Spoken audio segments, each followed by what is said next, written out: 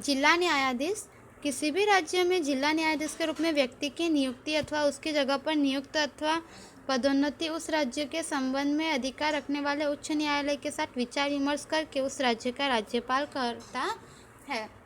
तो यहाँ पे हमें बताया कि किसी भी राज्य में जो है जिला न्यायाधीश के रूप में व्यक्ति की नियुक्ति अथवा उसकी जगह पर नियुक्ति या पदोन्नति जो है उस राज्य के संबंध में अधिकार रखने वाला जो है वह जो है उच्च न्यायालय वह जो है राज्यपाल के साथ विचार विमर्श करके करते हैं। उसके लिए योग्यताएं कौन सी होनी चाहिए? जिला न्यायाधीश के रूप में नियुक्ति के लिए व्यक्ति भारत का नागरिक होना चाहिए। कम से कम 7 वर्ष तक वकालत का अनुभव उस व्यक्ति को होना चाहिए। केंद्र सरकार या राज्य सरकार के न्याय विभाग में अधिकारी के रूप में सेवा का समावेश भी योग्यता का अंतर्गत किया जाता है। और जिला न्यायाधीश के सिवाय अन्य न्यायाधीशों की नियुक्ति राज्यपाल अथवा उच्च न्यायालय राज्य लोक सेवा आयोग के साथ विचार विमर्श करके संवैधानिक नियमों के अंतर्गत करता है। उसके बाद बताया गया है कि जिला न्यायालय में दीवानी मुकदमों यानी कि सिविल मैटर की सुनवाई जो न्यायाधीश करता है उसे जिला न्यायाधीश तथा फौजदारी मुकदमों की सुनवाई जो मजिस्ट्रेट करता है उसे सेशंस न्यायाधीश कहा जाता है। तो यहाँ पे हमें बताया है कि जिला न्यायालय के दीवानी मामलों के जो है सुनवाई जो न्यायाधीश करता है उसे जो है जिला न्यायाधीश तथा फौजदारी मुकदमों की जो सुनवाई जो मजिस्ट्रेट करता है उसे सेशंस न्यायाधीश कहा जाता है। और जिला न्यायालय अपने अधीनस्थ न्यायालयों के फैसलों के विरुद्ध की गई अर्जियों की सुनवाई करता है। प्रत्येक जिले में दीवानी न्यायालयों में 1 लाख रुपए तक के दावे सरकार द्वारा या सरकार के विरुद्ध मुकदमा चलाने की सत्ता है। और इन न्यायालयों का सिविल जज जो है सरकार के विरुद्ध मुकदमों के अलावा विवाह, तलाक, भरण पोषण, जमीन संपादन, मुआवजा संबंधित दावों आदि मुकदमे के सुनने की सत्ता रखते हैं। तो इस तरह से यहाँ पे हमें बताया गया है कि जिला न्यायालय जो अपने अधीनस्थ न्यायालय के फैसले जो है उनके विरुद्ध की गई अर्जियों की सुनवाई भी जिला न्यायालय करता है। और प्रत्येक जिले के दीवानी न्यायालय में जो है 1 लाख रुपये जो न्यायालय रखती है। और इन न्यायालयों के जो सिविल जज है वे सरकार के विरुद्ध मुकदमों के अलावा जो है यहाँ पे विवाद, तलाक, जमीन संपादन, मुआवजा से संबंधित जो मुकदमे हैं वह सुनने की सत्ता भी रखते हैं। फौजदारी न्यायालय में sessions court, first class judicial magistrate, second class judicial magistrate की अदालत तथा मामलतदार एवं एग्जीक्यूटिव मजिस्ट्रेट की कोर्ट होती है। इन न्यायालयों में 3 वर्ष तक की कैद से लेकर 10 वर्ष तक की कैद की सज़ा तथा 5,000 रुपये या उससे अधिक रकम तक का दंड दिया जा सकता है। हत्या के केस में मृत्युदंड, फांसी, आजीवन कारावास जैसी सज़ा देने की सत्ता प्राप्त होती है। तो यहाँ पे हमें बताया कि फौजदारी न्यायालय में जो सेशंस कोर्ट जो है, फिर first class judicial magistrate, second class judicial magistrate की अदालत जो है तथा मामलतदार एवं एग्जीक्यूटिव मजिस्ट्रेट की कोर्ट होती है। और इन न्यायालय में जो है 3 वर्ष तक कैद से लेकर 10 वर्ष तक की कैद की जो सज़ा है तथा 5,000 रुपये से अधिक रकम तक का दंड जो है वह दिया जाता है। और हत्या के केस में जो है मृत्युदंड, फांसी, आजीवन कारावास जैसे सज़ा जो है वह देने की सत्ता भी जो है जिला न्यायालय को प्राप्त होती है। इनके अलावा जिले में small court court, family court भी होती है। जमीन लगान के केसों के लिए राजस्व अदालत तथा मजदूरों के विवाद के लिए मजदूर अदालत यानी कि लेबर कोर्ट की रचना की गई है। इनके अलावा कुछ विशिष्ट न्यायालयों की रचना भी की गई है, जैसे वाहन अकस्मात के मुआवजे के लिए ट्रिब्यूनल, शिक्षक अध्यापकों की नौकरी के अधिकार और उनके हितों की सुरक्षा के लिए गुजरात शैक्षणिक संस्था सेवा ट्रिब्यूनल, ग्राहक सुरक्षा के लिए ग्राहक तकरार निवारण फोरम आदि भी न्यायालय की भूमिका निभाते हैं तथा पक्षकारों को हुए नुकसान के संदर्भ में उनका समाधान कर योग्य मुआवजा दिलवाते हैं। इसके उपरांत गुजरात राज्य के प्रत्येक जिले में अनेक केसों के त्वरित समाधान तथा आवेदक को शीघ्र न्याय प्राप्त हो, इस उद्देश्य से फास्ट ट्रैक कोर्ट की व्यवस्था भी की गई है। पोटा के केसों को चलाने के लिए गुजरात पोटा न्यायालय की रचना की गई है। इन सभी न्यायालय के न्यायिक कार्य का विकेंद्रीकरण करके एक सूत्रता के आधार पर स्वतंत्र और निष्पक्ष रहते हुए तटस्थ तथा न्यायिक कार्य द्वारा जनता का ध्यान आकृष्ट किया जाता है और जनता जागरूक होकर उसका लाभ उठा रही है। तो यहाँ पे हमें बताया है कि जिला न्यायालय की जो अधीनस्थ न्यायालय होती है उसमें जैसे कि स्मॉल कोर्स कोर्ट और उसके बाद में फैमिली कोर्ट भी होती है। जमीन लगान जैसे केस जो है वह राजस्व अदालत तथा मजदूर के विवाद के लिए जो है लेबर कोर्ट की रचना की गई है। और ऐसे जो है कुछ विशेष प्रकार के न्यायालयों की रचना की गई है, जैसे कि वाहन अकस्मात के मुआवजा के लिए जो है ट्रिब्यूनल की रचना की गई है। शिक्षक अध्यापक जो है उनके नौकरी के अधिकार और उनके हितों की सुरक्षा के लिए जो है गुजरात शैक्षणिक संस्था सेवा ट्रिब्यूनल।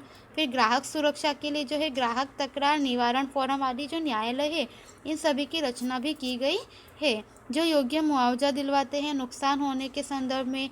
और जो है लोगों के यहाँ पे जो अधिकार है उनका वह जो है ध्यान में रख कर उसके लिए जो है न्यायालयों की रचना करते हैं। और इस तरह से लोगों को जो है अनेक त्वरित न्याय प्राप्त हो, समाधान प्राप्त हो, शीघ्र न्याय प्राप्त हो, उसके लिए जो है इस उद्देश्य से फास्ट ट्रैक कोर्ट की व्यवस्था भी जो है गुजरात में की गई है। उसके बाद है लोक अदालत। गरीबों, समाज के पिछड़े तथा शिक्षित वर्गों को त्वरित एवं सस्ता न्याय मिले तथा न्याय प्रक्रिया में होने वाला विलंब को दूर करने के उद्देश्य से गुजरात राज्य द्वारा सर्वप्रथम राज्य में लोक अदालत की रचना की गई है। तो यहाँ पे हमें बताया कि जो लोग गरीब होते हैं, समाज में पिछड़े वर्ग है या शोषित वर्ग है, उनको जो है त्वरित यानी जल्दी में सस्ता न्याय मिले और न्याय प्रक्रिया में जो टाइम लगता है वह इतना समय ना लगे, इस उद्देश्य से जो है सबसे पहले गुजरात सरकार द्वारा जो है गुजरात राज्य में लोक अदालत की रचना की गई थी। इस अदालत के संबंध में कानूनी सेवा सत्ता मंडल अहमदाबाद के उपक्रम में मुफ्त कानूनी सहायता तथा मार्गदर्शक केंद्र के रूप में कार्य करता है। अवकाश के दिन या रविवार को भी पक्षकारी की सहमति से जिला तथा तालुका केंद्र पर लोक अदालत का आयोजन किया जाता है। तो यहाँ पे हमें बताया कि इस अदालत से संबंध में कानून जो है वह सेवा सत्ता मंडल अहमदाबाद के उपक्रम में मुफ्त कानूनी सहायता तथा मार्गदर्शन के रूप में कार्य करता है। और अवकाश के दिन या रविवार को भी पक्षकारों की सहायता तथा तालुका केंद्र पर लोक अदालत का जो है आयोजन किया जाता है। लोक अदालत में मुख्य रूप से मोटर वाहन दुर्घटना एवं मुआवजा, तलाक, भरण पोषण, सामान्य लेनदारी, व्यक्तिगत शिकायतें, पुलिस शिकायतें आदि प्रस्तुत की जाती है। तो यहाँ पे हमें बताया कि जो लोक अदालत होते हैं उसमें मुख्य रूप से मोटर वाहन की जो दुर्घटना हुई है ऐसा कोई केस हो, तलाक का, भरण पोषण का और लेनदारी वगैरह का जो होती है, पुलिस स्टेशन की शिकायतें वगैरह, ऐसे जो केस है यह प्रस्तुत किए जाते हैं। लोक अदालतों में वकीलों, सामाजिक कार्यकर्ताओं, प्रतिष्ठित नागरिकों, उद्योगपतियों, पुलिस अधिकारियों, बीमा कंपनियों के अधिकारियों के अलावा न्यायाधीश या न्यायिक कर्मचारी होते हैं। यह दोनों पक्षकारों के बीच उन्हें संतोष प्राप्त हो, इस तरह से स्थायी शांति तथा सुलह के लिए समाधान होता है, जिसमें किसी पक्षकार की हार या जीत नहीं होती है। लोक अदालतों में धन और समय की बचत होती है, वर्षों से रुके हुए या विलंबित केसों का त्वरित समाधान होता है और लोक अदालत के निर्णय यानी फैसलों को कानूनी समर्थन प्राप्त होता है। इसी से लोक अदालतें आज लोगों के आकर्षण का केंद्र बनी हुई है। तो यहाँ पे हमें बताया है कि लोक अदालत में जो वकील, सामाजिक कार्यकर्ता, उद्योगपति, पुलिस अधिकारी वगैरह जो है ये सभी जो है कर्मचारी वगैरह जुड़े होते हैं और यह दोनों पक्षकार जो होते हैं उनके बीच में संतोष का जो है वह प्राप्त हो, दोनों पक्षकारों को शांति प्राप्त हो और सुलह से समाधान हो, ऐसा यहाँ पे किया जाता है, जिसमें किसी भी पक्ष की हार या जीत नहीं होती है। और लोक अदालत में जो है कोई भी केस करने से वहाँ पे जो है धन और समय की बचत होती है तथा त्वरित जो है न्याय प्राप्त होता है, समाधान प्राप्त होता है और लोक अदालत को जो है कानूनी समर्थन भी प्राप्त होता है। इसी वजह से आज जो है लोक अदालत आज लोगों के आकर्षण का केंद्र बनी हुई है।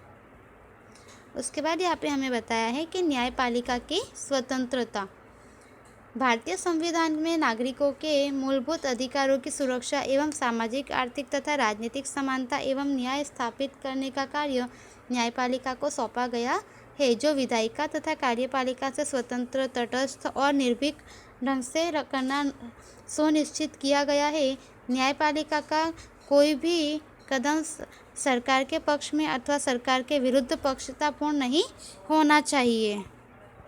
तो यहाँ पे हमें बताया है कि भारतीय संविधान में नागरिकों के जो मूलभूत अधिकार है उनकी सुरक्षा एवं सामाजिक, आर्थिक तथा राजनीतिक समानता और न्याय स्थापित करने का जो कार्य है वह न्यायपालिका को सौंपा गया है, जो विधायिका तथा कार्यपालिका से स्वतंत्र रहकर, तटस्थ रहकर तथा किसी भी प्रकार का कोई भी डर भय न रखकर सुनिश्चित जो है किया गया कार्य करती है।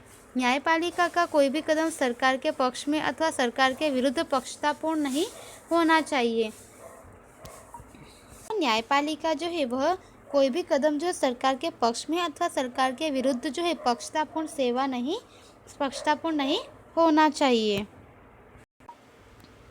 न्यायाधीशों की नियुक्ति के संबंध में योग्यता का स्तर, नियुक्ति की प्रक्रिया, वेतन, भत्ता, पदोन्नति, स्थानांतरण, सेवानिवृत्ति आदि सुस्थापित विधि अनुसार संवैधानिक प्रावधानों में अधीन कार्यपालिका द्वारा निश्चित किया जाता है। न्यायाधीशों की नियुक्ति एक निश्चित समय के लिए की जाती है।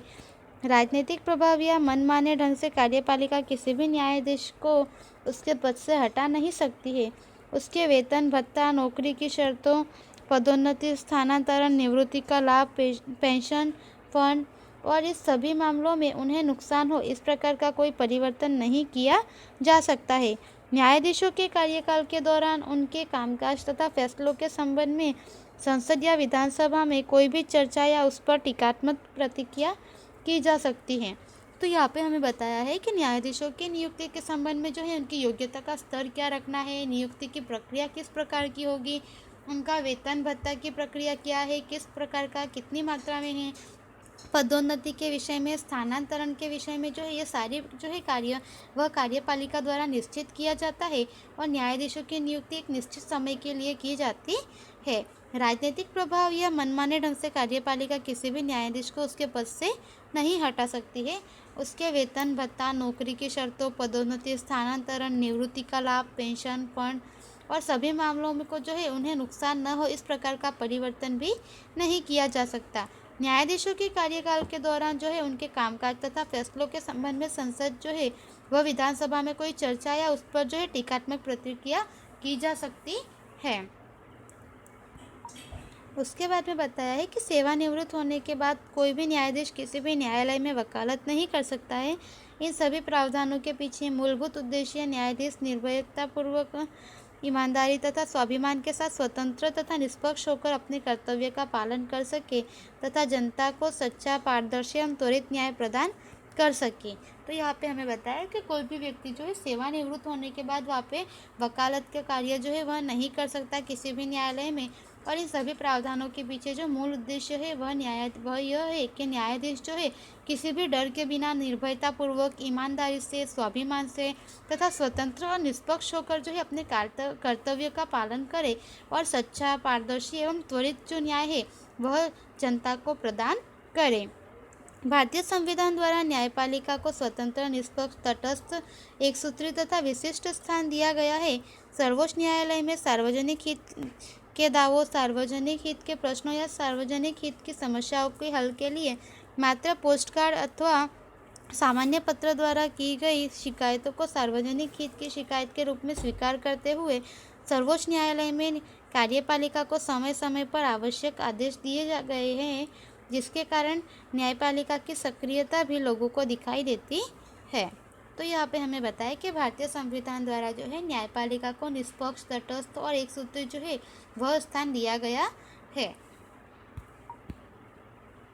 इस समय न्यायपालिका के पास करीबन 3.5 करोड़ से अधिक मुकदमे यानी केस है।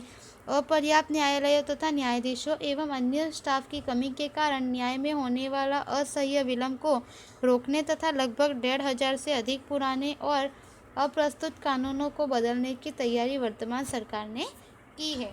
तो यहाँ पे हमें बताया कि इस समय जो है न्यायपालिका के पास करीबन जो है 3.5 करोड़ से अधिक जो है केस चल रहे हैं, उनके विषय में जानकारी है और वह केस को जो है न्याय दिलाने की कोशिश हो रही है।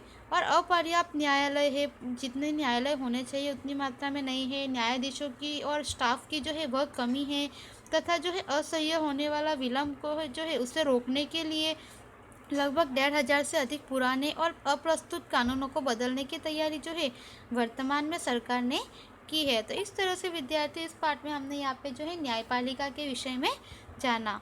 हमारा यह पाठ जो है यहाँ पे समाप्त होता है। यहाँ पे आपको स्वाध्याय दिया गया है जो कि नोटबुक में लिखना है। धन्यवाद।